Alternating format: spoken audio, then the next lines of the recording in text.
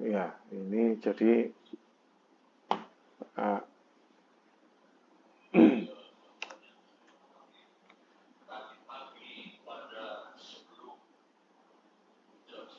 baik. Pada kesempatan kali ini kita akan melihat ya, ketika kita membuat uh, sebuah apa namanya, sebuah proses menyusun bahan ajar. Ya. Bagaimana proses menyusun sebuah bahan ajar saat ini ya? Kenapa? Karena bahan ajar itu karena bahan ajar itu nanti tidak hanya untuk menyampaikan informasi sehingga anak-anak tahu, tidak hanya itu. Bahan ajar harus bisa mengantarkan anak-anak untuk bisa paham. Knowing versus understanding ya. Kalau kemudian bahan ajar itu hanya menunjukkan kepada anak-anak untuk mengetahui sesuatu, misalkan 1 tambah 1, 2, oke. Lalu 50 tambah 50 ribu tambah 50 ribu, 100 ribu rupiah, nah oke. Itu bagus untuk membuat anak-anak tahu ya, untuk membuat anak-anak tahu. Tapi apakah itu cukup untuk membuat anak-anak paham? Nah itu berbeda. Kira-kira ada yang bisa memberi contoh nggak antara tahu dan beda dalam konteks yang saya jelaskan tadi? Silakan. Apa bedanya antara mengetahui dan memahami?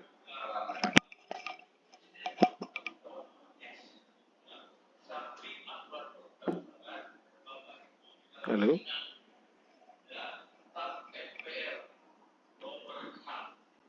Halo?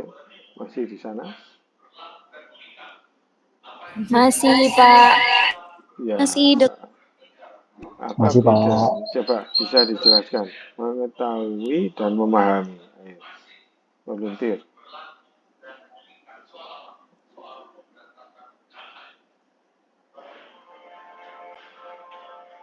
Mohon izin, Ustadz.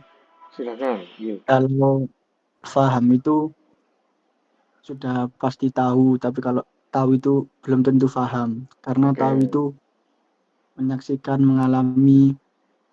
Tapi kalau paham itu dia benar-benar sudah tahu dan mengerti akan hal tersebut. Oke, Mungkin bagus. Ustadz. Bagus, ya. Coba sekarang diberi contoh. Dalam kasus di kelas sekarang. Dalam kasus di kelas. Antara tahu dan paham. Coba. Katakanlah anak-anak sedang belajar berwudu. Nah, coba apa bedanya mengetahui dan memahami dalam konteks ini? Nah, karena nanti dampaknya pada bagaimana kita membuat bahan ajar. Ya.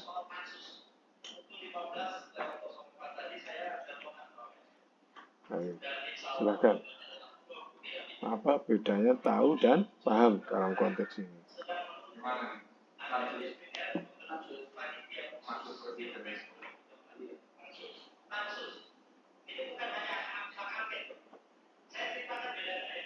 Halo. Oke, anak-anak.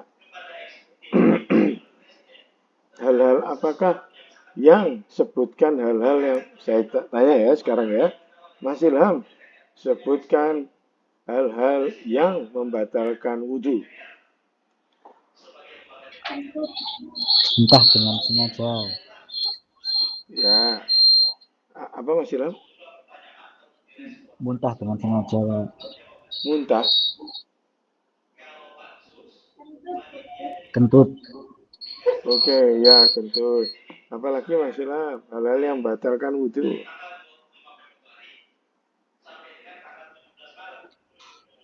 Tuh, buang air besar. Kentut. Ya, terus apa lagi? Kemudian keluar darah. Ya.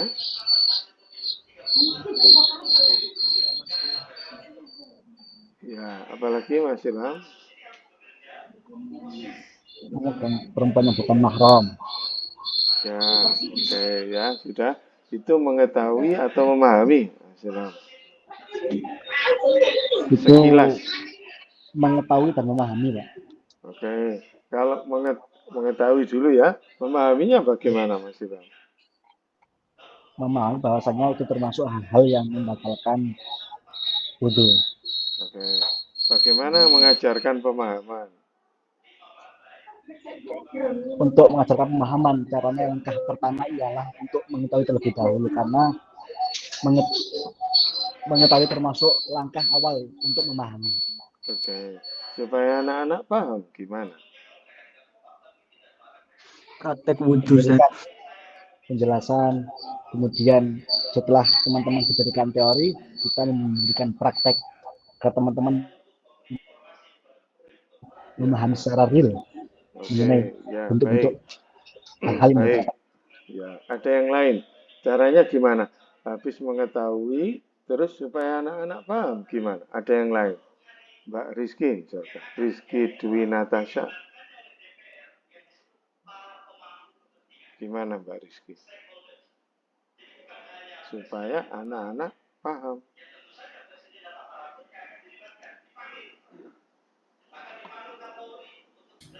Disuruh mempraktekkan. Iya, bagaimana mempraktekkan? Coba dinyalakan kameranya, ayo. Gimana caranya mempraktekannya?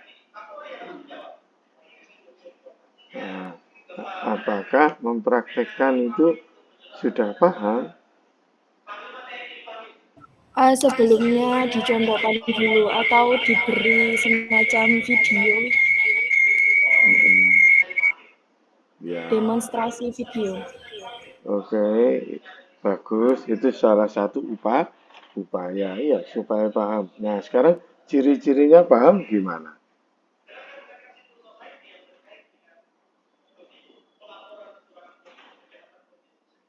Mampu melakukan sesuai dengan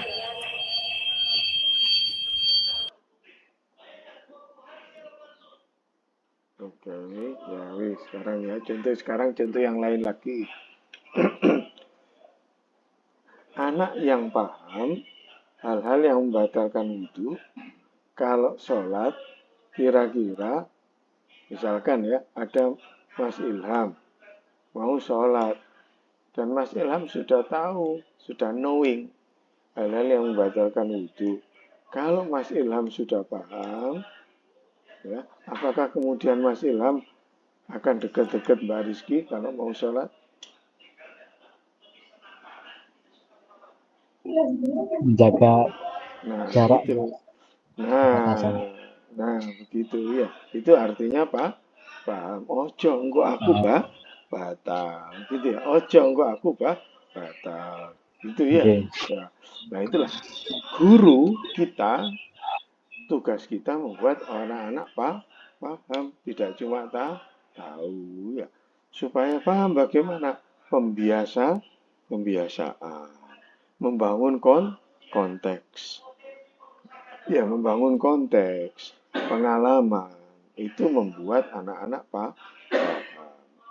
Sudah, sampai di sini. Oke ya, saya ulangi. Kalau sekedar tahu, oke. Tapi sekarang membuat anak-anak paham bagaimana? Ya kita bangun konteks. Tidak cuma prakteknya menghafalkan hal-hal yang mau membatalkan wudhu. Ada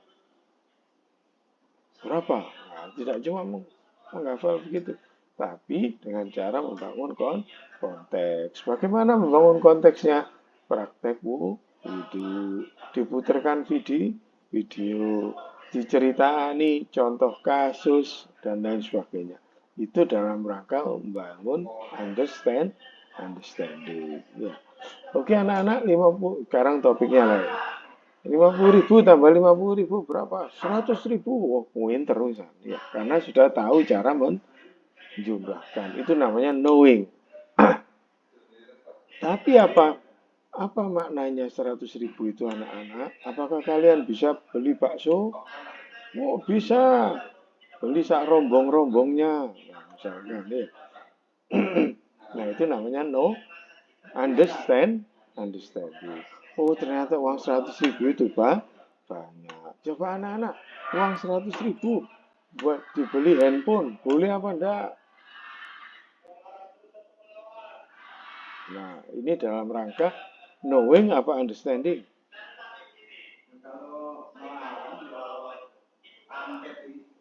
Halo?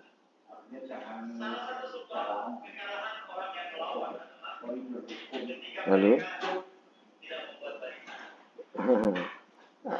Are you with me? Masih dengerin saya apa? Sudah tidur? Halo? Yes, sir. Coba Masih mendengar. dinyalakan aja kameranya. Nanti ngantuk nanti. Iya, kalau tidak dinyalakan kameranya. Ayo, dinyalakan kameranya.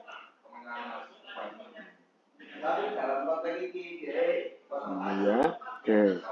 Itulah. Ya, sekarang saya ulangi ya. Kalau anak-anak diajari, oke anak-anak 50.000 tambah 50.000 sama dengan berapa? 100.000. Ya, itu dalam rangka ngajari apa? Knowing apa? Understanding. Knowing. Knowing. Nah, sekarang anak-anak kalau 100.000 buat beli bakso, boleh apa enggak? Boleh. Tapi kalau 100.000 buat beli handphone, boleh apa tidak? Enggak boleh. Nah, itu kita Tak sudah boleh. membangun konteks supaya anak-anak paham. Ya, nah, itulah understanding. Baik, lebih lanjut nanti dieksplor ya contoh-contohnya. Ini saya hanya memberikan contoh sekilas saja. Dieksplor sendiri contoh-contohnya. Nah, ketika kita ngajar, kita itu tidak cuma berkepentingan dengan membuat anak-anak tahu, tapi kita juga berkepentingan membuat anak-anak memahami. Ya mungkin tidak 100% ya, karena tidak semua anak itu punya kemampuan memahami yang sama. Tapi yang penting ada ikhtiar ya. Oke, baik. Coba kita lihat. Yang mana yang kira-kira yang menarik? Yang menarik yang mana kira-kira? Yang sebelah kanan apa sebelah kiri? Yang digital, Ustaz. Digital, Pak. Ya, coba yang tradisional itu gambar apa itu?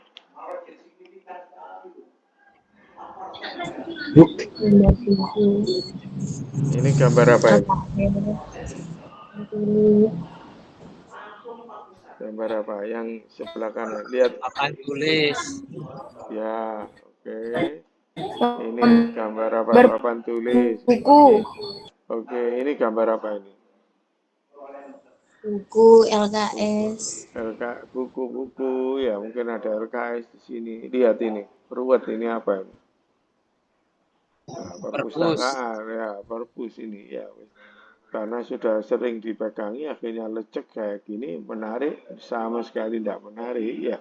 Nah, inilah wajah mata bahan ajar tradisional. Kalau sekarang YouTube, Google Kahoot, Quizzes, SoundCloud, ya.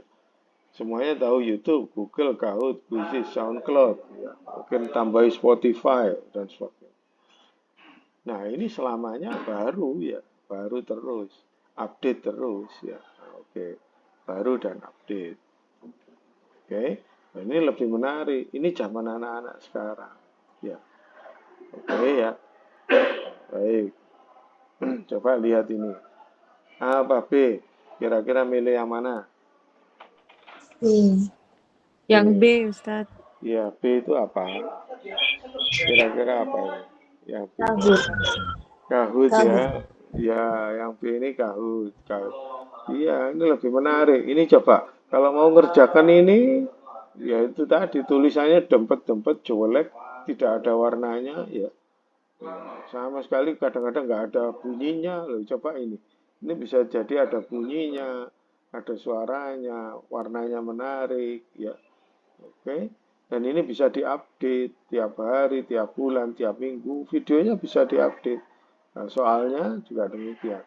Nah, kalau ini gurunya, apakah kira-kira gurunya, apakah kira-kira gurunya ngoreksi? Yang A itu. Nah, bisa jadi gurunya nggak sempat ngoreksi, ya.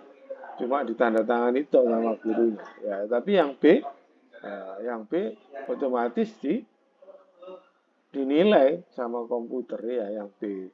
Kalau yang A bisa saling bertukar, guru soalnya bisa dirubah-rubah, nggak bisa, ya sulit sekali. Pokoknya ya itu dicetak. Tapi yang B, soalnya bisa dirubah-rubah. Anda bisa buat lalu dipakai orang lain. Ya, Mas Ilham buat lalu dipakai Mbak Walida, bisa.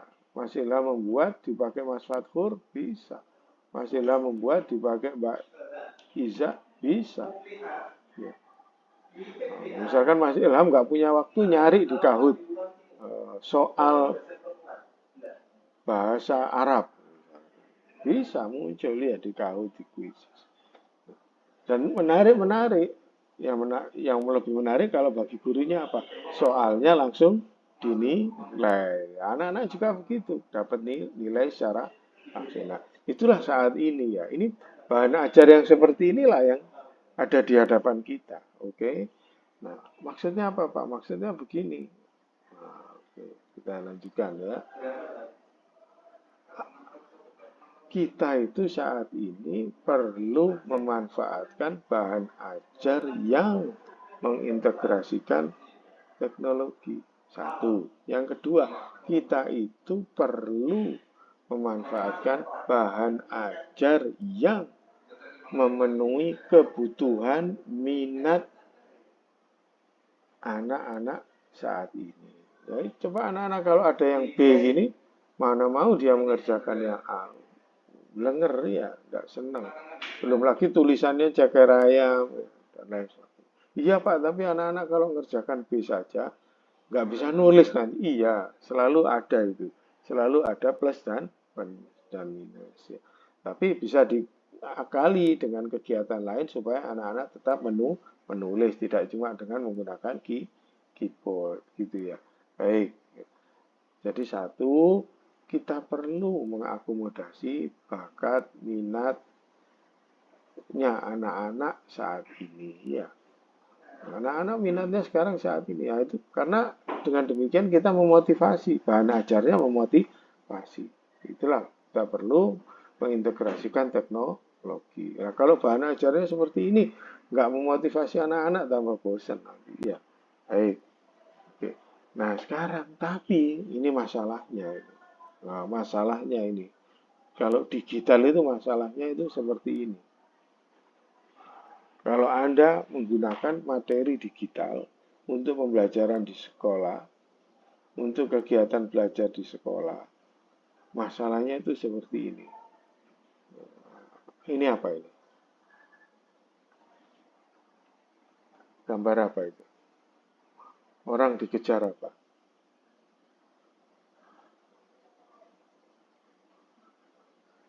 Orang dikejar apa itu? Deadline.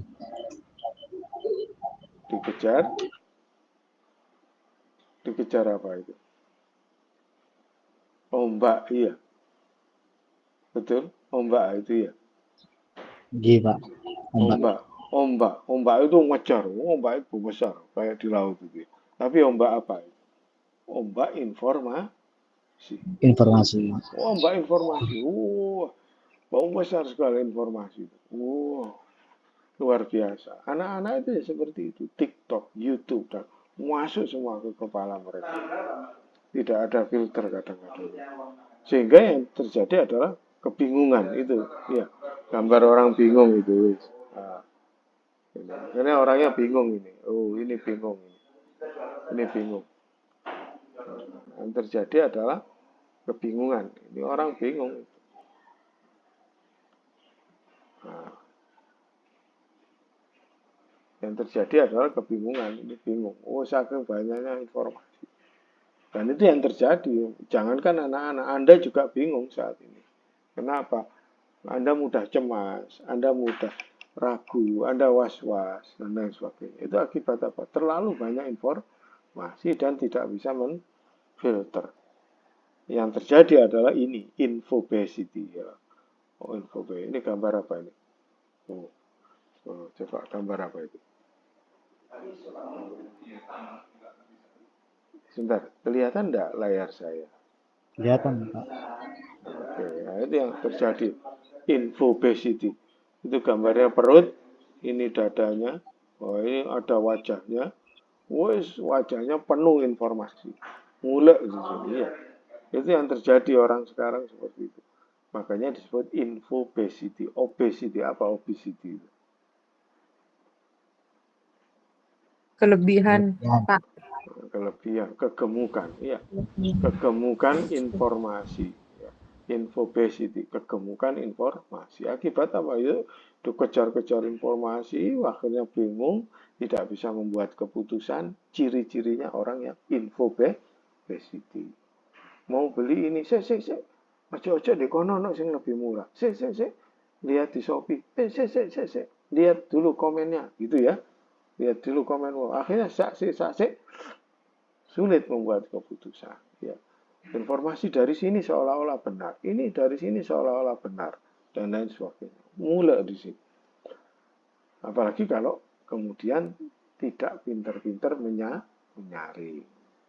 Nah, kemampuan menyaring informasi dengan benar, menggunakannya dengan benar, inilah yang disebut kelak dengan information literasi informasi. Nah, tanpa literasi informasi yang terjadi ya ini infobesity, kegemukan informasi. Ciri-cirinya orang yang mengalami kegemukan informasi itu apa? Bingung, sulit membuat keputusan. Karena banyak sekali informasi di depan kita, seolah-olah semuanya penting. Kita tidak ingin itu terjadi pada siswa-siswa kita. Oleh karena itu, apa yang kita bisa lakukan? Yang kita bisa lakukan adalah kurasi. Kurasi. Loh, apa Pak hubungannya dengan bahan ajar? Bahan ajar kalau zaman dulu kayak gini nih. Kita nulis ya, kita tulis. Bahan ajar itu kita tulis. Oke. Atau digunting-gunting, dikumpulkan dari berbagai macam sumber, taruh di sini. Nah, tapi sumbernya harus ditulis di sini. Nah, itu zaman dulu gitu. Nah, sekarang itu juga tindakan kurasi juga. Tapi sekarang lebih kepada digital curation, kurasi. Apa kurasi itu? Kurasi adalah sebuah proses mengumpulkan, mengelompokkan, lalu menyampaikan, mendisplay, memamerkan relevant to a particular topic or area of interest. Jadi mengumpulkan, dikelompok-kelompokkan, lalu dipamerkan. Itulah kurasi. Tujuannya apa? Tujuannya adalah agar orang lain belajar dari koleksi kita. Belajar dari cara kita mengorganisir bahan, cara kita mengorganisir informasi, lalu mendisplay, membagikan ke orang lain. Itulah kurasi. Ya, saya ulangi.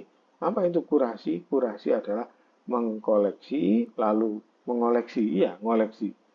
Nah, kalau sekarang video dikoleksi, gambar dikoleksi, audio dikoleksi, soal-soal dari Kahoot dikoleksi, soal-soal dari kuisis dikoleksi, lalu diorganisir. Oh, ini cocoknya untuk bab 1, topiknya ini. Oh, ini untuk bab 2, topiknya ini. Oh, ini untuk bab 3, topiknya ini. Nah, itulah proses mengkurasi. Jadi tidak cuma mengumpulkan, tapi mengorganisir sesuai topik tertentu, sesuai tujuan tertentu, lalu kemudian di-display ke orang lain. Itulah kurasi. Ya. Jadi intinya ada 3. Dikenali dulu, oh ini cocok ini, tak kelompok no. Oh ini ada video tentang apa? Tentang sejarah kebudayaan Islam. Oh ini ada video tentang sejarah kebudayaan Islam juga. Oh ini ada video tentang sejarah kebudayaan Islam juga. Tak kelompok no. Lalu tak organisir video ini dan ini nanti cocoknya dengan eh, dengan latihan ini. Nah, dikumpul-kumpulkan. Oh, ini latihan. Misalkan ya Anda sedang membuat topik apa namanya? Topik tentang sejarah perang Badar. Oh, Anda nemu video-videonya. Wow, misalkan video. Oh, Anda nemu podcast-podcastnya dikumpulkan. Oh, Anda nemu soal-soal tentang perang Badar. Di mana? Di Kahoot. Oh, Anda nemu poster-poster infografik tentang perang Badar. Di mana? Di Google. Tak kelompok no. Lalu diorganisir, dikumpulkan khusus perang Badar. Nanti nemu lagi tentang sejarah apa namanya, tentang hijrah Rasulullah. Ada videonya, ada soalnya, ada infografisnya. Diorganisir, dijadikan satu topik. Lalu kemudian share, dibagikan ke anak-anak untuk pelajaran di kelas. Nah, itulah namanya kurasi. Baik, sampai di sini paham maksud kurasi? Halo? Nggih, Ustaz. Nggih, Ustaz. Ya, oke. Apa itu kurasi? Bisa dijelaskan? Apakah kurasi itu mengumpulkan?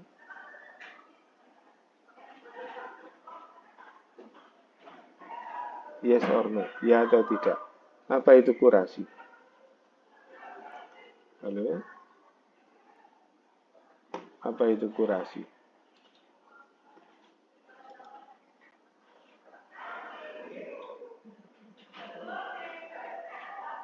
Halo? Ini paham apa enggak? Diam. Kalau enggak paham, dijawab. Halo?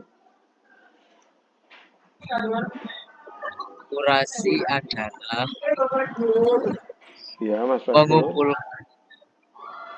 Kurasi itu mengumpulkan, tidak hanya mengumpulkan saja, namun Ya, setelah mengumpulkan itu mengorganisasi, ya. dipilah, dikolektifkan sesuai dengan bidangnya, terus selanjutnya disampaikan hasil dari organisasi tadi untuk menjadi informasi. Ke audien ya, disampaikan ke audien. Itulah kurasi. Ya, itu contoh misalkan, contoh ya, ini contoh. Contoh misalkan.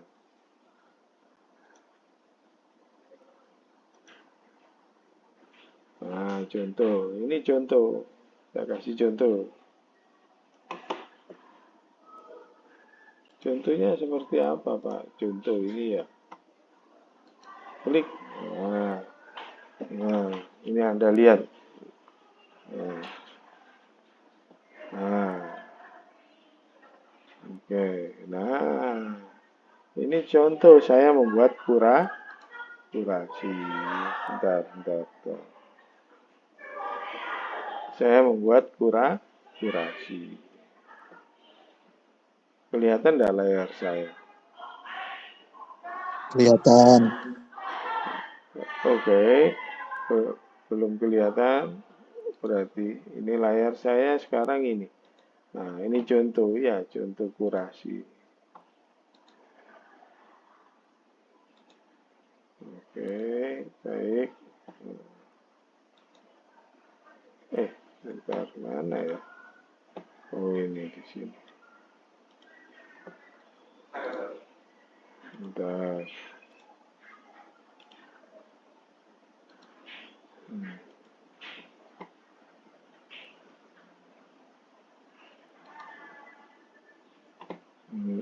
Oke. Tidak muncul ya. Nggak enaknya Google Meet itu ini.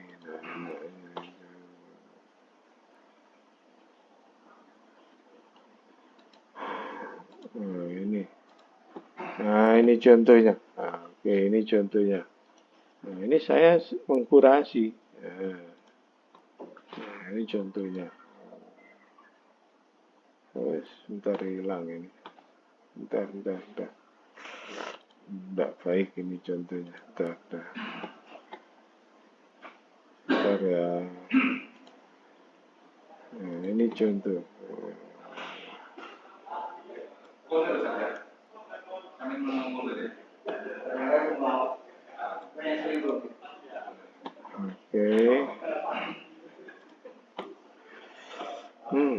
Terlalu lama.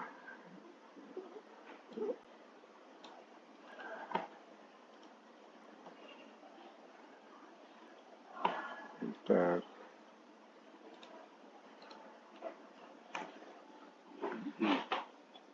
Jadi melalui kurasi saya tidak menulis sendiri. Dengan menulis, kalau seperti tadi, ya misalkan tadi itu, ya, kalau Anda melihat, sebentar, aduh, kok lama sekali.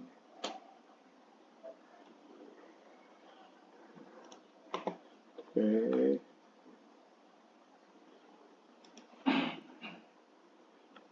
Sebentar. Oke. Baik, ini sekarang kita lihat ya. Nah, ini dia ya. Nah, ini oke, kelihatan ya. Nah, kelihatan ya. Nah, oke. Nah, ini contoh kurasi. Ya.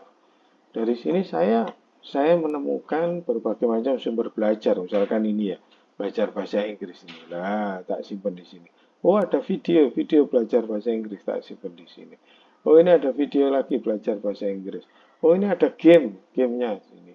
Oh, ini ada flashcard. Nah, untuk latihan drill dan sebagainya. Nah, materi-materi ini kan sekarang banyak secara digital kita bisa akses dengan mudah. Nah, kenapa kita tidak kumpulkan di satu tempat untuk ngajar sesuatu? Nah, ini saya mau ngajar bahasa Inggris. Saya mau ngajar bahasa Inggris untuk anak kecil, makanya materinya ini gampang-gampang. Nah, ini saya carikan dari internet. Nah, ini saya kumpulkan di sini. Nah, proses mencari itu mengidentifikasi tadi, mengorganisir di sini. Ini khusus untuk anak-anak yang saya taruh di sini. Yang untuk dewasa nggak saya taruh di sini. Karena apa? Karena ini saya mau ngajar untuk anak-anak. Jadi saya kumpulkan yang untuk anak-anak. Nah, itu saya organize materi-materi yang ada, saya organize khusus untuk anak-anak, gitu ya. Lalu kemudian saya share. Oh, ini saya share supaya anak-anak bisa belajar dari koleksi saya ini. Gitu ya. Oke. Nah, ini sangat berbeda dengan zaman dulu tentunya. Kalau zaman dulu kan belajarnya dari mana? Belajarnya dari PowerPoint, ya belajarnya dari mana? Nah, misalkan kalau zaman dulu belajarnya ya dari sini Pak, loh dari sini ya. Nah, kalau zaman dulu belajarnya ya dari bentar, mana ya tadi? Ya, belajarnya dari sini ya. Oh, zaman dulu belajarnya dari sini. Dari ini loh. Materinya dalam bentuk buku gini ya. Nah, sekarang materinya buku ini bisa diambil dari buku yang lain, atau nulis sendiri ya, betapa sengsaranya ya. Nah, sekarang materi sudah siap dan menarik-menarik di internet, tinggal kita kumpulkan di satu tempat. Nah, kalau dulu satu tempatnya itu kan LKS gini ya. Buku ya, LKS atau textbook itu satu tempatnya. Nah, sekarang karena materinya digital, maka satu tempatnya itu apa ya? Tempat digital. Nah, tempatnya ya tempat digital. Di mana banyak tempatnya nanti. Tempat untuk melakukan koleksi di mana? Bisa di mana-mana. Di antaranya di Google Classroom ya. Nah, di Google Classroom kita bisa bikin kayak gini. Jadi materi dari YouTube kita kumpulkan, materi dari quizzes kita kumpulkan, diorganisir sedemikian rupa sehingga membentuk sebuah topik untuk siap dipelajari oleh anak-anak, lalu dibagikan linknya Google Classroom-nya ke anak-anak sehingga anak-anak bisa belajar. Nah, itulah proses kurasi. Apakah harus di Google Classroom saja? Oh tidak, banyak. Selain Google Classroom ini, saya pakai namanya Wakelet ini. Kelihatan layar saya, ya, Wakelet ini. Nah, saya menggunakan Wakelet ini. Itu ya. Baik. Sampai di sini masih mengikuti saya? Paham maksudnya? Maksud kurasi paham dalam konteks ini? Paham apa enggak? Paham, Pak. Yakin? Paham. Paham, Prof. Ya, baik ya. Oke, kalau nulis buku, mengkoleksi di buku, ya di buku saja. Nah, itu juga bagian dari mengkurasi ya, taruh di buku, di materinya diambilkan dari mana, lalu dijadikan satu, menjadi satu topik, diorganisir, lalu dibagikan ke anak-anak. Itu kalau buku ya, diketik. Ya. Tapi sekarang karena digital, tidak materi itu tidak ditempatkan di buku, mengkoleksinya di mana? Bisa di Google Classroom, di Wakelet tadi itu, dan di banyak tempat. Banyak sekali alat-alat untuk melakukan koleksi, atau untuk mengorganisasi materi digital. Sekarang banyak alatnya, ya. Itu ya, bentar. Baik. Oke, saya lanjutkan. Nah, alat-alatnya apa? Alat-alatnya banyak. Selain Google Classroom, bisa jadi Google Site. Anda tahu Google Site? Google Site atau WordPress, ya. Bisa. Tapi yang paling akrab dengan guru-guru ya Google Classroom, di mana guru-guru bisa ngupload, mengorganisir materi-materi digital di sana. Apakah itu termasuk bahan ajar? Iya, bahan ajar secara digital. Oh, Pak, anak saya nggak bisa mengakses Google Classroom. Ya di dalam bentuk cetak, di kelompok, di dalam bentuk buku terpaksa dicetak ya, materi-materinya diorganisir, dicetak, lalu diorganisir dalam bentuk buku, dibagikan ke anak-anak. Itulah kurasi ya. Mencari, diorganisir, dibagikan. Itulah kurasi. Baik, sampai di sini. Ngerti ya maksudnya ya? Oke, sekarang saya lanjut. Apa itu digital kurasi? Kalau yang mendefinisikan digital kurasi kira-kira ini. Creation, management, and use of digital material. Pemanfaatan, pembuatan, pengelolaan, dan penggunaan materi digital. Creation di sini lebih kepada mencari ya, dikumpul-ngumpulin, lalu dikelola, lalu digunakan.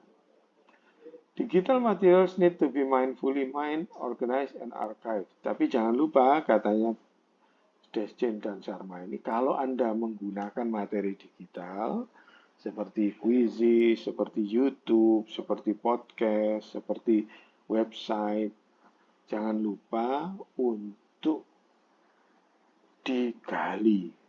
Ya, hati-hati. Sumbernya dari mana? Benarkah ini tidak mengandung hak cipta dan lain sebagainya. Ya, itu ya menurut Sharma dan lain-lain. Lalu kemudian dieksplor. Oh, ini pasti banyak gunanya ini. YouTube ini bisa dimanfaatkan untuk berbagai macam. Misalkan ya, ada YouTube tentang membuat kopi.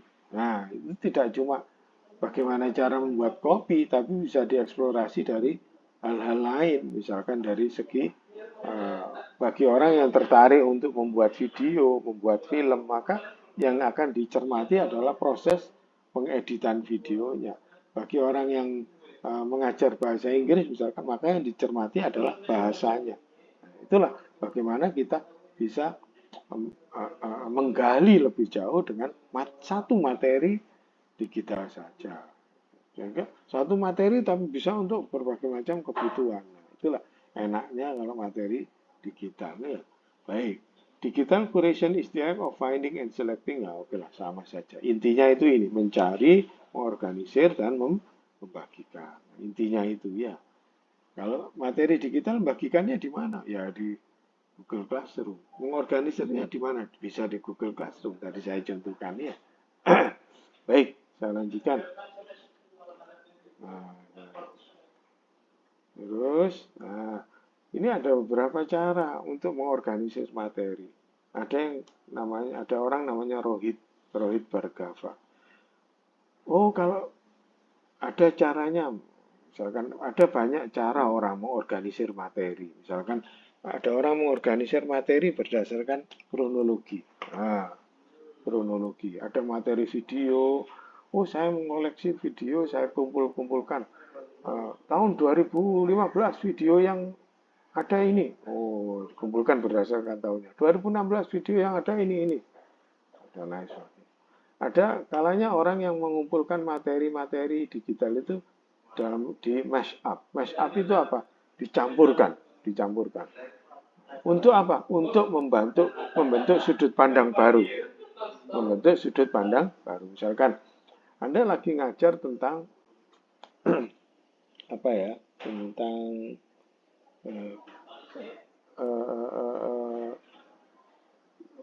bagaimanakah Indonesia ke depan, misalkan ya, bagaimanakah Indonesia ke depan. Lalu Anda mengumpulkan video tentang Indonesia, Anda mengumpulkan audio pidatonya orang-orang tentang Indonesia, lalu Anda mengumpulkan website-website tentang Indonesia. Nah, dari itu Anda ingin mencoba mengarahkan ke opini tertentu, membangun pengetahuan baru dengan materi-materi digital yang Anda kumpulkan itu. Itulah mash up, ya. Baik. Elevation juga hampir-hampir semacam itu, tapi lebih kepada satu topik saja. Lalu distillation, Anda melakukan kurasi, ya, mengumpulkan informasi, tapi hanya yang penting-penting saja, ya. Diambili informasi yang terpenting. Misalkan Anda ingin mengajarkan tentang Al-Quran, tentang apa? Tentang tajwid. Tentang tajwid saja. Maka Anda mengumpulkan video tentang tajwid, kuis tentang tajwid, materi-materi di website tentang tajwid, ya. Jadi hanya diambil yang penting-penting saja. Misalkan ada materi tajwid di website ini, tidak websitenya itu yang dikumpulkan, tapi cukup materinya saja diambil, dipetani, ya. Materi-materi penting. Video, misalkan video panjang ngaji tajwid, tidak video panjangnya itu diambil semua, tapi hanya bagian-bagian tertentu yang sesuai dengan topik saja. Nah, itu distilasi, disuling, ya. Lalu aggregation, wis saono informasi itu dikelompokkan, wis. Pokoknya saya mau ngajar tajwid, wis apapun website tentang tajwid tak telegene. Website dari kiai ini tentang tajwid tak taruh sini. Ada pidato tentang tajwid tak taruh. Pokoknya apapun dimasukkan tanpa dikurang-kurangi, ya. Itulah aggregation. Nggak paham, ya wis, nggak apa-apa. Ini ada videonya, nanti tak taruh di YouTube mudah-mudahan. Lalu apa keuntungannya bagi konten kurator? Nah, kalau nulis materi ajar sendiri, itu kan dari awal, ya. Nulis sendiri. Bentar, Anda lihat layar saya nggak ya? Ya. Oke, kalau Anda nulis materi ajar, nulis buku dari awal, itu kan nulis sendiri, ya. Tidak kayak LKS tadi, itu kan nulis sendiri, repot, ya. Nah, belum tentu Anda bahasanya pinter. Ada lagi ya, banyak orang yang bahasa Indonesia saja nggak terlalu pinter. Nah, gitu, ya. Nah, repot itu kalau seperti itu. Oleh karena itu, kenapa kita tidak menggunakan bahan-bahan yang sudah ada saja? Nah, itulah manfaat dari kurasi. Jadi materi-materi yang bagus-bagus dibuat oleh orang yang ahli, membuat video dibuat orang ahli video. Nah, misalkan Anda mau ngajar tentang memandikan jenazah, nah Anda nggak perlu bikin materi memandikan jenazah. Di YouTube sudah ada teksnya, ada narasinya. Nah, itu kita manfaatkan.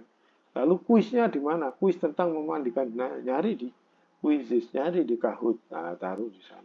Jadikan satu tempat di mana? Google Classroom. Sehingga anak-anak bisa langsung berproses belajar di sana. Nah, itulah, ya. Jadi kenapa kita perlu menggunakan kurasi saat ini? Satu, opportunities to select abundant material. Ya, materi banyak di internet saat ini. Yang kedua, ide-ide orang kreatif itu di internet, di TikTok, di YouTube itu banyak sekali. Nah, itu kita manfaatkan. Kita sebagai guru belum tentu kreatif sekreatif mereka. Time saving, nah, hemat waktu ya. Kalau harusnya buat sendiri materi itu nggak menarik ya. Sumbernya autentik ya. Kalau Anda belajar bahasa Arab, mau ambil aja video-video rekaman bahasa Arab, kuis-kuis bahasa Arab yang asli, gitu ya, autentik. Autentik artinya asli ya. Ya, yang ngomong ya orang asli, gampang nyarinya ya di YouTube, di podcast. High quality content, banyak ya, high quality videonya bagus, audionya bagus. Yang nulis orang-orang yang berpengalaman, misalkan nyari buku digital banyak ya, dan lain sebagainya. Colorful, inovatif dan kreatif ya, warna-warni ya. Kalau materi digital itu kan warna-warni ya. Lalu promote critical thinking, karena banyak sekali materi. Nah, itu juga kita bisa ajak anak-anak untuk mengevaluasi materi-materi yang ada, bisa dipakai misalkan nanti untuk apa? Oke, anak-anak, ini ada materi tentang apa ya? Tentang haji misalkan ya, tentang manasik haji. Materinya di mana, Pak? Ada di website ini. Oke, materinya di mana, Pak? Oh, ada di video ini. Oh, materinya di mana, Pak? Oh, ada di sosial medianya orang ini. Nah, lalu kita minta anak-anak untuk membandingkan, mencermati materi-materi manasik haji dari berbagai sumber tadi. Nah, itu salah satu upaya untuk promote critical thinking juga pada akhirnya. Nah, kira-kira itulah sedikit tentang kurasi yang bisa saya sampaikan. Nah, mudah-mudahan yang sedikit ini Anda paham ya, apa sih kurasi itu, apa manfaatnya, Anda bisa paham. Yang terakhir, tapi ada bahayanya kalau kita terlalu tidak hati-hati ketika kita mengkurasi. Bahayanya apa? Satu, karena yang membuat materi itu bisa jadi bukan orang dari budaya kita, dari budaya lain, maka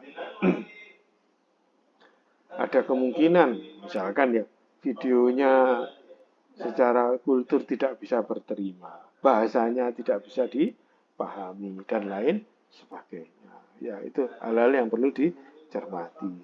Baik, sampai di sini ada pertanyaan? Ada pertanyaan? Sampai di sini?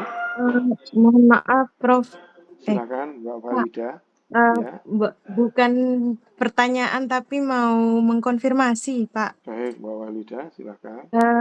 Kemarin saya sudah ngechat jenengan mengenai tugas di Google Classroom. Iya. Mohon maaf, itu punya saya untuk pertemuan 1, 2, 3 itu statusnya telat karena saya itu mengumpulkannya tidak hanya diupload tapi tidak diserahkan. Ya, Karena enggak sebelumnya, apa-apa. nggih. Ya, enggak Sebelumnya apa-apa. saya belum pernah memakai Google Classroom, Ustaz. Mohon Ya. maaf. Ya, enggak Nggih. apa-apa. Ya, sekarang sudah bisa ya. Sudah tahu ya. Nggih. Alhamdulillah, baik. sampun. Nggih. Ya. Oke, nanti Nggih, semakin Ustaz. berpengalaman ya.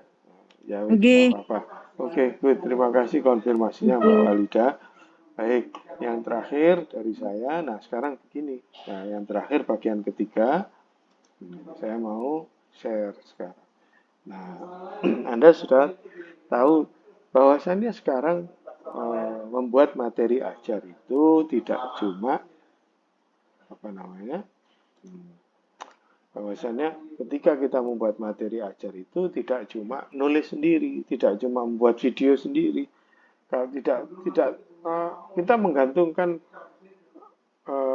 pada kemampuan kita sendiri ya belum tentu kita itu kreatif ya, belum tentu materi kita itu bagus, belum tentu kita punya sumber daya yang bagus untuk membuat materi yang bagus. Maka alternatif lain adalah melakukan kurasi ya, mencari, menyeleksi materi yang bagus, lalu kemudian diorganisir, lalu kemudian dibagikan kepada siswa-siswa. Tantangannya di mana? Tantangannya adalah proses mencari, menyeleksinya, lalu mengorganisirnya. Itulah tantangan kita. Ya, Anda harus bisa menyeleksi mana-mana yang sesuai untuk siswa saya nanti. Nah, itulah proses mengorganisir, itulah nanti Anda juga perlu hati-hati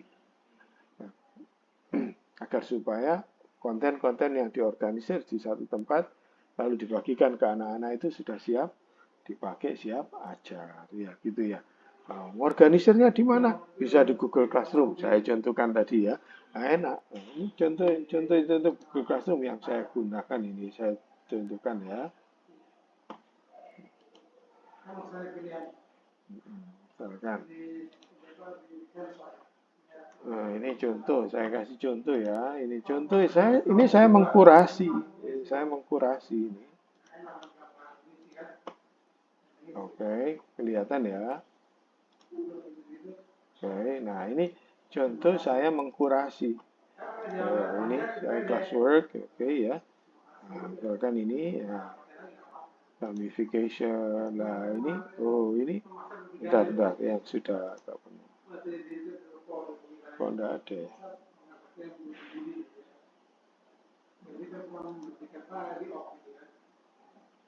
Misalkan ini. Nah, ini contoh saya mengkurasi.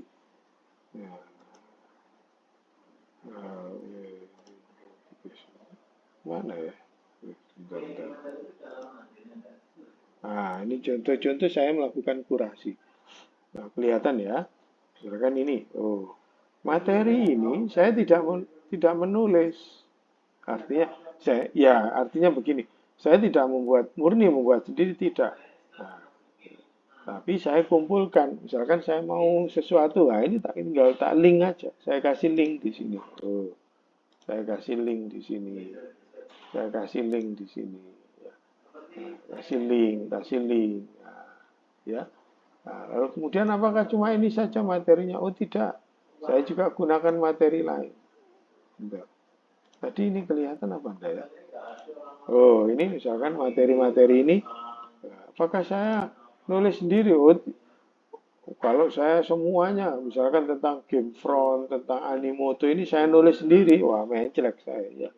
Nah ini saya kumpulkan dari sumber-sumber lain, tak linkkan ke sini, gitu ya.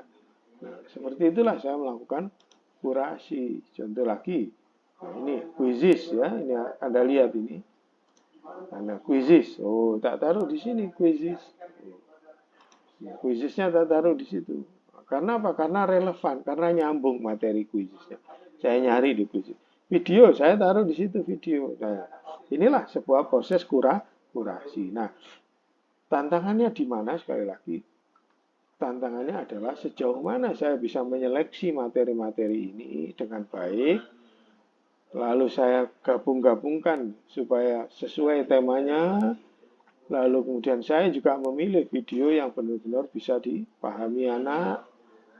Itulah contoh-contoh yang bisa saya tunjukkan terkait kurasi. Nah ini kalau saya menggunakan Google Classroom. Kalau zaman dulu sebelum ada Google Classroom, ya saya print. Saya taruh di mana? Di bundle, di fotokopi, di bundle, dibagikan ke anak-anak. Nah itu juga kurasi. Nah karena sekarang zamannya sudah digital, enak. Nyimpennya secara digital. Sumbernya dari mana-mana. Ya. Baik, itulah kurasi ya, content curation ya, kurasi. Oke. Nah, ini sekali lagi salah satu cara untuk membuat materi ajar. Lupa tadi teori behaviorisme, kognitivisme dan lain sebagainya di mana? Terletak pada keterampilan Anda membuat instruksi. Ya, disinilah ya. Disinilah Anda bermain-main dengan kognitivisme. Oke anak-anak, amati video berikut ini. Apa yang bisa kalian lihat? Nah, coba diskusikan. Lalu perhatikan jawaban temanmu, silahkan dikritisi dan lain sebagainya. Nah di situ terjadi konstruktivisme. Ya, di situ terjadi proses konstruktivisme. Dari mana? Ya dari sini. Keterampilan kita mengolah tugas yang ada itu tadi. Ya, itu mudah-mudahan paham. Nek gak paham ya nanti ditanyakan ya. Wis. Oke, yang terakhir dari saya. Yang terakhir ya. Saya mau sekarang. Nanti biar nyambung. Nah, yang terakhir kita itu perlu belajar dari mengamati. Nah, kita perlu belajar dari mengamati. Mengamati apa? Mengamati ini. Apa ya? Bentar ya. Bentar. Mana ya? Coba ini aja wis. Nah, belajar dari mengamati. Belajar dari mengkritisi. Mengkritisi apa? Materi ajar yang sudah ada. Ingat, materi ajar itu bisa textbook, bisa keliru. Bahan ajar itu bisa jadi textbook, bisa jadi LKS, bisa jadi video. Sekarang bisa jadi software ya. Software banyak ya, Duolingo kalau mau belajar bahasa itu. Ada banyak sekali software untuk kegiatan pembelajaran, untuk bahan ajar ya. Nah, sekarang mari coba kita belajar mengamati materi, mencermati bahan ajar. Mari kita coba belajar untuk menganalisa dan mengkritisi bahan ajar. Caranya gimana? Yang pertama adalah dengan membuat membuat framework ya. Framework apa yang akan kita analisa? Dengan teori apa? Kita pertama kali membuat kacamatanya dulu ya, acuannya dulu. Misalkan apa yang mau kita observe? Ya, poin yang mau kita observe. Ya, yang pertama misalkan, saya mau mengobserve Pak terkait misalkan desainnya dulu. Nah, desainnya. Desain apa? Desain tampilannya. Nah, bagaimana? Kalian bisa lihat layar saya? Halo? Bisa Jadi lihat? Ustaz. Nah, oke ya. Baik, dengarkan ya. Desain tampilan. Tampilan apanya? Tampilan covernya. Oke. Tampilan ininya. Tampilan ilustrasinya. Ilustrasi. Gambar-gambar yang dipakai. Oke. Gambar-gambar. Warna. Nah, mulailah membaca. Terkait apa? Terkait hal ini. Nah, mulailah membaca. Misalkan, ini saya ngawur ya. Sujito. Misalkan Sujito 2015-18 menyarankan misalkan ya bahwa gambar dalam sebuah bahan ajar harus berfungsi. Itu siapa lagi? Misalkan Romla 2003, 2010, misalkan ya, menemukan bahwa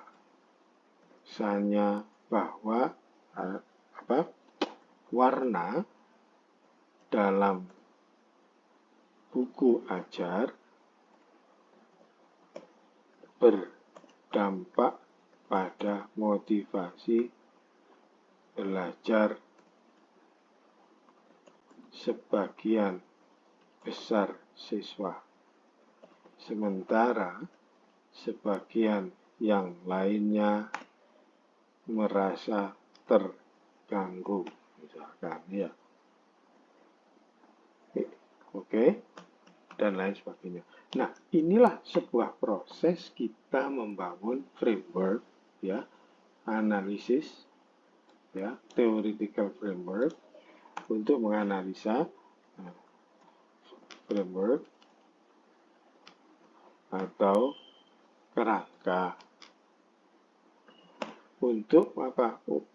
Kerangka teori untuk apa? Untuk menganalisa sebuah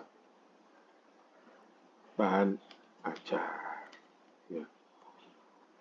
Nah, Anda coba cermati. Selain itu apa lagi? Tugas. Nah, tugas atau bentuk tugas. Anda amati. Nah, teori apa yang Anda lihat sini? Penelitian apa yang Anda lihat? Oh, satu, saya ingin lihat tugasnya dari kacamata experiential learning, misalkan.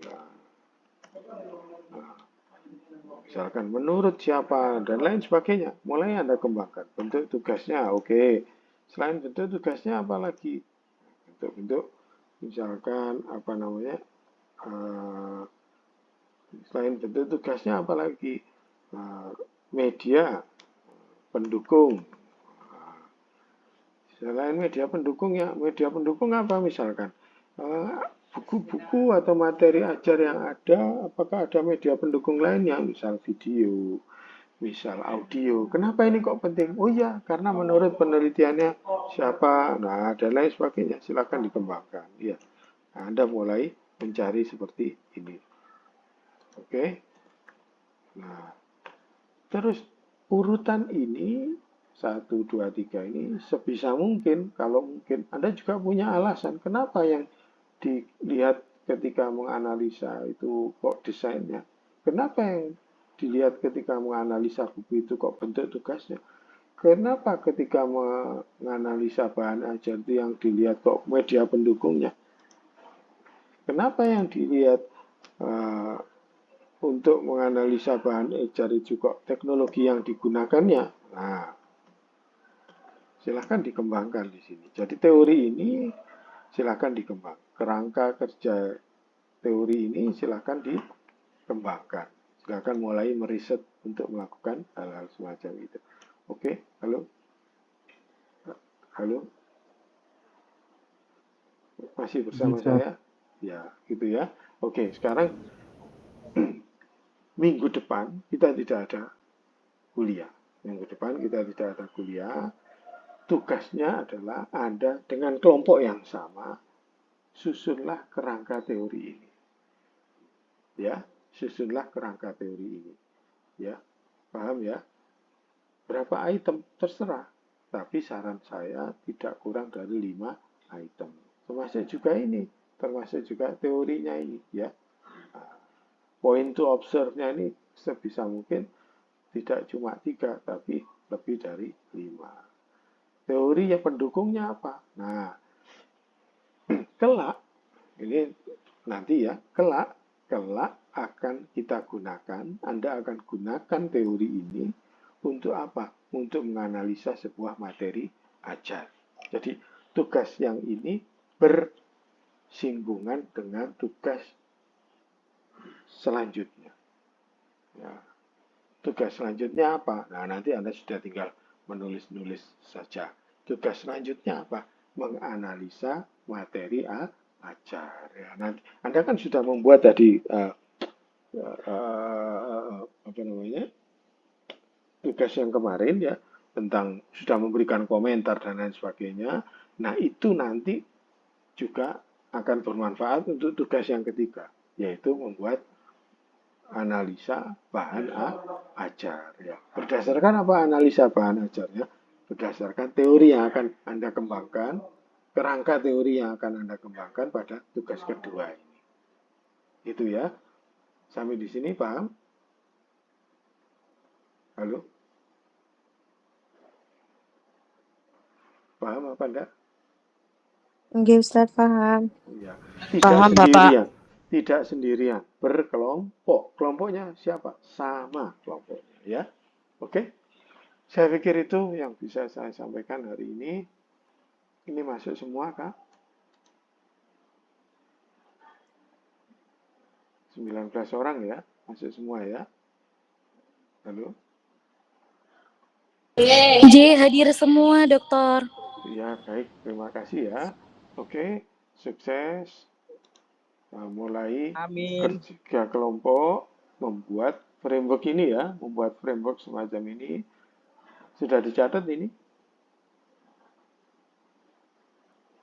Sampun Ustadz. Oke ya, baik. Nanti kalau nggak ngerti, tanyanya di grup, bisa saling membantu. Ya. Minggu depan ada kuliah apa enggak? Mboten enten katanya Tidak tadi. ada, ya. Betul, tidak ada. Minggu depan Anda fokus ngerjakan ini. Ya, itu ya.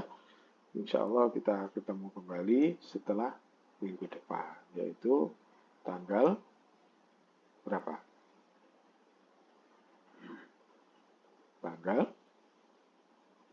Tanggal 11. 11. Oke, see you. Sampai jumpa lagi. Nanti refleksinya saya buka agak malam sedikit gitu ya. See you. Assalamualaikum warahmatullahi wabarakatuh. Waalaikumsalam warahmatullahi wabarakatuh. Terima kasih, Bapak. Oke.